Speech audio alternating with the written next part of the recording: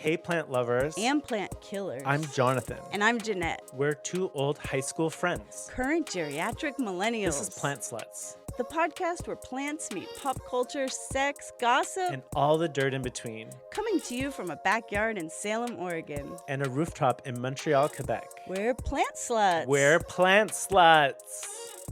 Oh my God. Hey, sluts. Hey, sluts. Welcome to the 4th episode of our trail mix series. This series where we unpack the weird history hiding in your fanny pack. So today we're peeling off the tough skin to reveal the fleshy inside scoop. But first, let's share our garden status updates. Jonathan, what's going on in your garden? Absolutely nothing. Woo! Woo! Really, that's my update. Okay, just nothing. Just nothing. I have been just fucking up everything. I tried to transplant some tomatoes and seedlings, and they are now limply crying at me on the little seed starting bar cart. So everything's a mess. Nothing seems like it's going to work out. And I think I'm at that point of the season where I don't believe that I will have a garden, or at least a successful one. And maybe all my houseplants need to be thrown away. You don't think you're just like catastrophizing a bit? I do think I'm catastrophizing a bit, Okay. yes. Okay. I'm sure like people really relate to that. I mean, I do. I feel like that a lot. I'm like embarrassed when people come over to my house and see my houseplants. And like even when I show them my garden, I'm always like so embarrassed about it. I think your garden will still look beautiful. Thank you. And I think you shouldn't be so tough on yourself. Yeah, we're in early days, like right before the last predicted frost. And it's just kind of like things not going exactly how I planned and thinking like, how am I making this mistake again? Like I've done this before, and you add something new into the mix and suddenly everything's off. But yeah, it's just kind of that pessimistic lull before everything springs to life, I think. There's still a lot more time to replant your tomato seedlings. Like they catch up. Yeah.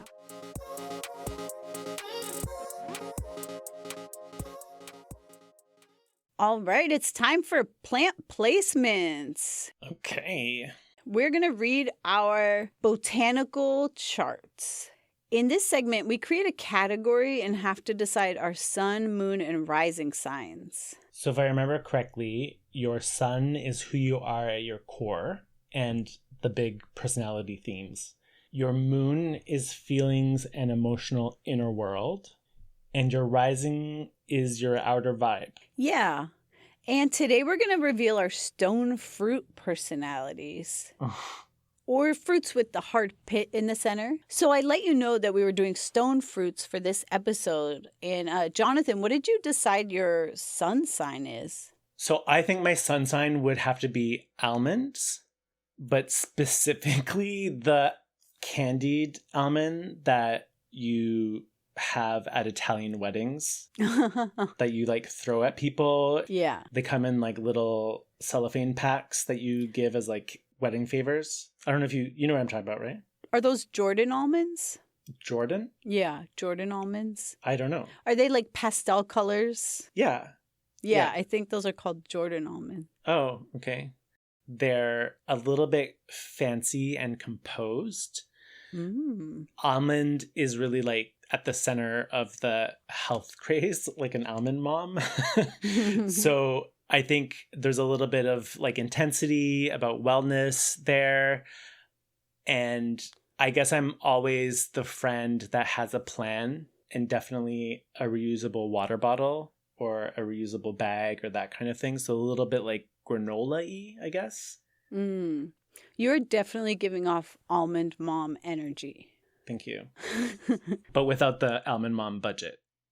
So what would your sun sign be? For my sun sign, I think I'm a prune, which is, to me, a prune is like a very calm, reliable, grounded person and, very regular.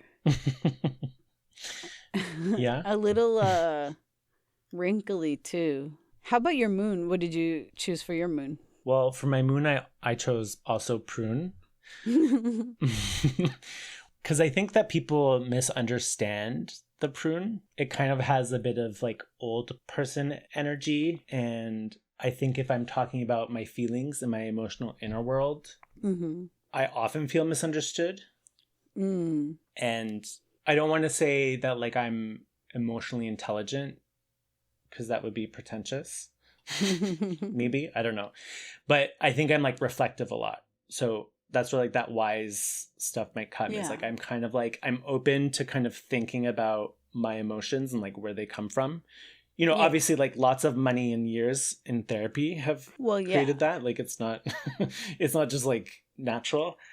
But yeah. Comparatively to people who ignore their emotions and don't know why they're acting how they're acting. Yeah. I would say you're emotionally intelligent and kind of in touch with that. Yeah. Like I'll act really bad. Like I'll overreact, but I'll know that I'm overreacting. Yeah. That doesn't stop me though from overreacting.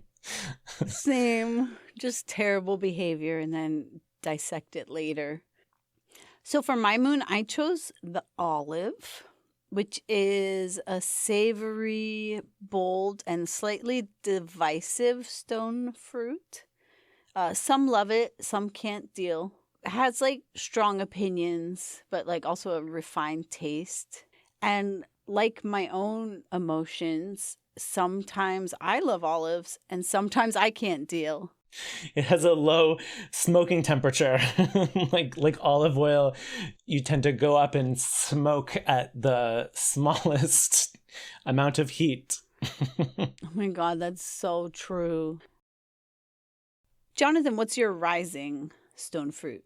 And this is my outer vibe, right? So for my outer vibe, I chose dried apricot. What? It's because, I don't know, it's like practical. You can bring it with you everywhere. It has a tough skin. I think it's dependable. Oh, okay. I give like a dependable vibe. Yeah. And it's true. It's like, that's one of my things is like, I really feel guilty when someone can't depend on me, or if I make a commitment and have to cancel or uncommit. Yeah, you're definitely not flaky. And what about yours? What's your outer vibe? My rising stone fruit, I think, would be a cherry. It's small, punchy, high energy, sometimes chaotic, and it's sweet and tart kind of in equal measures. It pops into the room and needs to be noticed, but it's also very like sweet and wholesome. I had a maraschino cherry last night. Yeah, but you're not like, are you saying that you're like a maraschino cherry? Those things are so gross. No, I'm not a maraschino cherry. Only when I drink.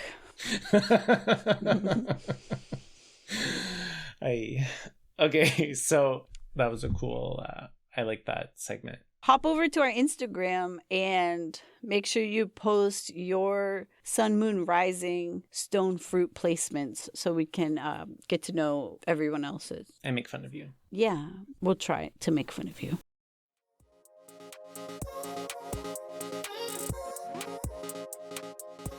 Time to grab a mug, pick some herbs, and spill the tea. Today we have a doozy. So have you been following the Ohio Master Gardener drama? Have I? Kinda. I seen TikToks. It feels like the plot of a very boring telenovela, but I'm here for it. Spill it. Let me know. Okay, so I first came across this from Grant McHorst's Insta. So his handle is The Gardening Grant. Here's the breakdown. A master gardener in Ohio, her name is Pamela Coral Bennett, wrote an article for the Dayton Daily News. In this article, she decided to, quote, debunk the myth that we all need to plant native plants. The absolute blasphemy of it. It gets worse. So she actually defends the North American lawn. Ew. She claims that turf grass is actually an ecosystem that supports biodiversity and that we don't need to worry about things like light pollution and pesticides in our backyards. What is she being sponsored by, like, Big Sod? Who paid for this article? Scots. No, I don't know. So that's exactly what the internet said. A landscape account called Birdsong Landscapes posted a massive rebuttal that teared apart every single claim. And now the internet is so mad that they started a petition to have this woman, Pamela, stripped of her Master Gardener certification. I looked it up. It really only has about 200 signatures. So take that, That's actually a lot of signatures in the Ohio Master Gardener circuit. Community.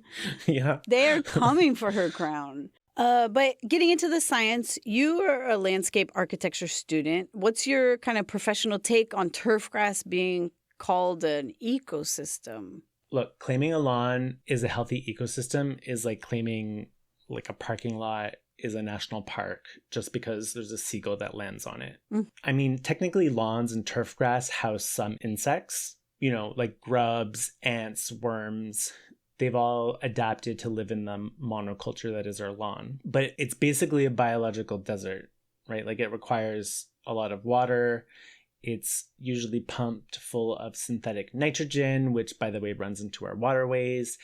Mm-hmm. The idea that you're doing the environment a favor by planting Kentucky bluegrass instead of native milkweed or cornflowers or whatever is just like ecologically false. The lawn, I looked this up, the lawn is apparently the largest irrigated crop in the United States. Wow. It's an ecological disaster. It's the patriarchy trying to dominate nature.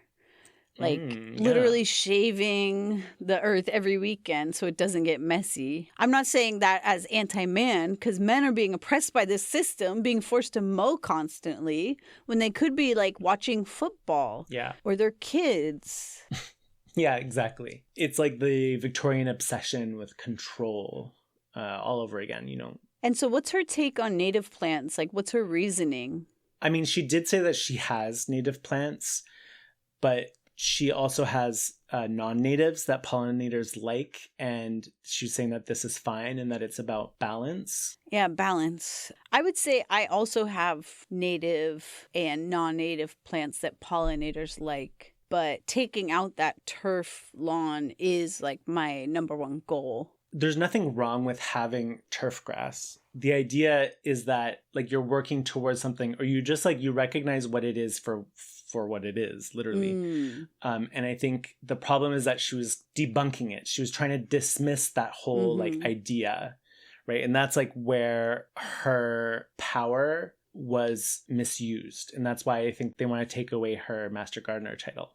Pollinators are not a monolith. And yeah, a European honeybee could land on a non-native petunia. But like native bees, butterflies, and their caterpillars, they've co-evolved with a lot of these native plants for millions of years. They need these specific host plants to survive. Like a monarch caterpillar, it's not going to eat grass. It needs milkweed, period. And that's why I have some being cold stratified in my fridge as we speak. Oh. So do we think she should lose her Master Gardener title? Like, do you think the petition is justified? I don't know. I'm not one for internet cancellation. But like I was saying earlier, like the Master Gardener title implies that you're like a trusted source of horticultural science. And she works for the Ohio Agricultural Extension she works for the Ohio State University, I believe. OH. And so she's supposed to be educating the public. Yeah. So if you're using that platform to spread information that harms like a lot of these efforts for restoration, restorative, and ecological efforts because you like a tidy lawn, like I don't know, that sounds like malpractice, or it just sounds really irresponsible. Yeah, I agree. I think the plants have spoken and we are voting Pamela off the island. So next time you feel bad about your messy native garden, just remember that you're doing a lot better than an Ohio Master Gardener is. Oh, thank you.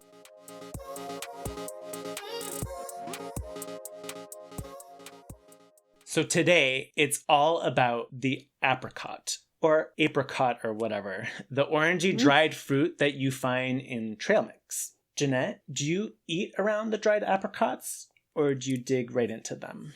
I buy full bags of just dried apricots. That's my trail mix. Yes. Yes, I am the same camp as that. I love dried apricots. So the scientific name is Prunus armeniaca, and the word apricot comes from the Latin word praecox, which means early ripening or a premature. It's the root of the word like precocious. Oh, thank God. Some fucking etymology. So they earn the name because they are the eager beavers of the Prunus family. So that includes most stone fruits. They are the very first trees to bloom in the spring. But because they are premature and they finish early, Oh no. they are incredibly vulnerable to late spring frosts. So if you're growing them anywhere outside of a stable, warm Mediterranean climate, like tucked away in a sunny Italian olive orchard, for instance. Fuck you. Or safely managed inside a climate-controlled greenhouse, they will break your fucking heart. They bloom at the first sign of warmth, but get hit by a sudden frost and they drop all their fruit and ghost you. That's been happening a lot in this region this year. We've been seeing early tree blossoms and then followed by frost. So I'm a little worried. Well, and there are some varieties that have different blooming times, but that's kind of like the breaking point for an apricot. Well, I found some good information about a health craze that started in the 70s, and our dear apricot was at the center of it. It actually brings us back to some of those plants we talked about in other earlier episodes, like bloodroot and the black salve. Yeah. And that fine line between medicine and poison. Jonathan, have you heard of vitamin B17? No, that sounds like complete bullshit. What is that? In the 1970s, massive unregulated wellness trend claimed that apricot seed extract, marketed as B17, was a miracle cure for illness, and people were eating handfuls of the raw kernels. Inside that hard pit of an apricot is a small seed that looks exactly like a tiny almond, and it's packed with a compound called amygdalin. Amygdalin?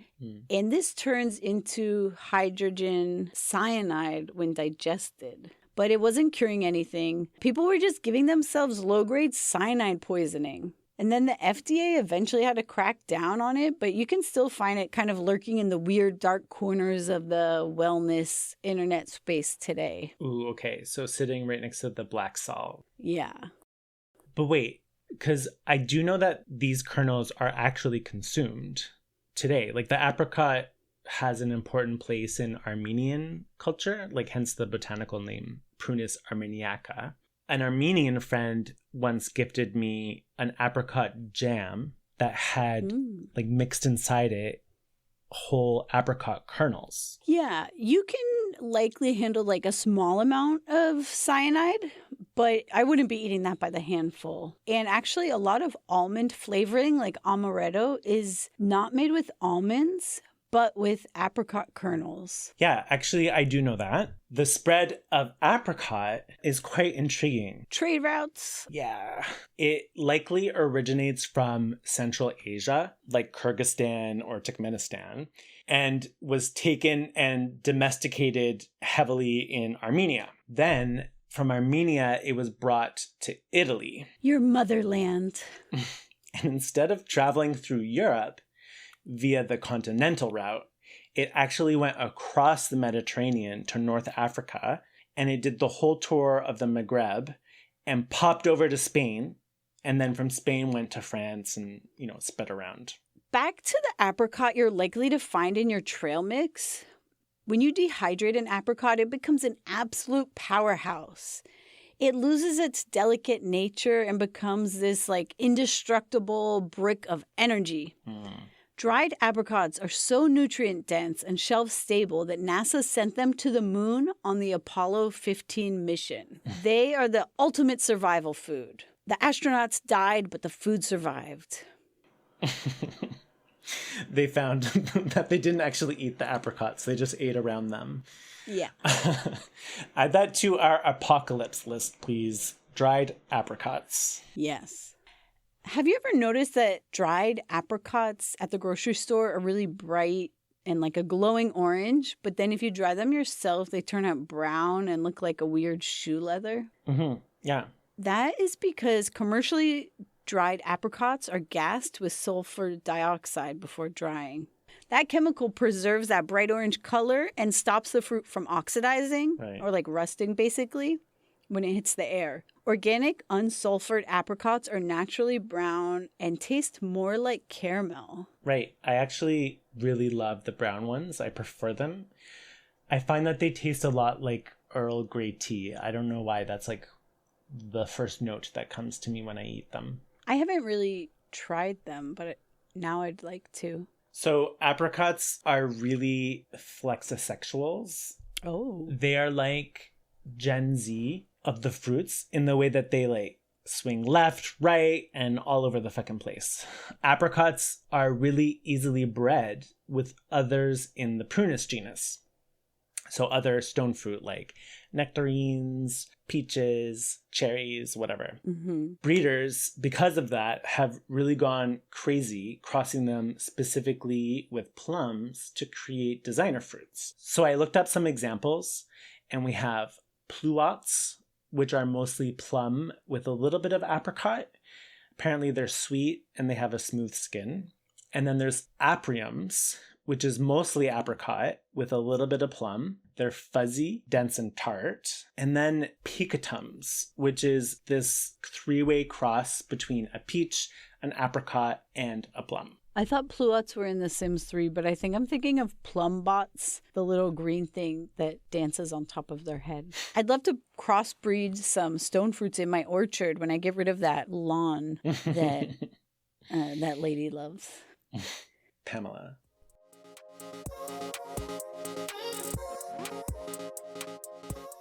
Jeanette, it's time for you to tell us some magical shit about apricots. All right. Apricots have some magical associations. Their element is water. They're feminine, and the ruling planet is Venus. Duh.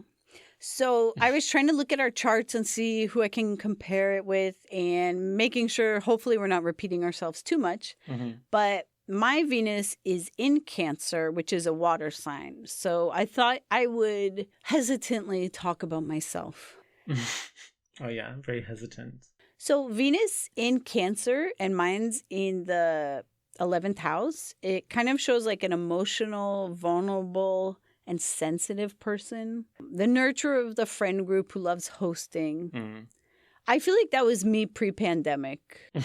Yeah. I forgot like what it's like to host people. Yeah. Like I used to always throw parties and just have people over. And now that's kind of gone away. I had people over last night. Oh, yeah. And it was like at a moment where I was like, oh, I could just invite people over for dinner.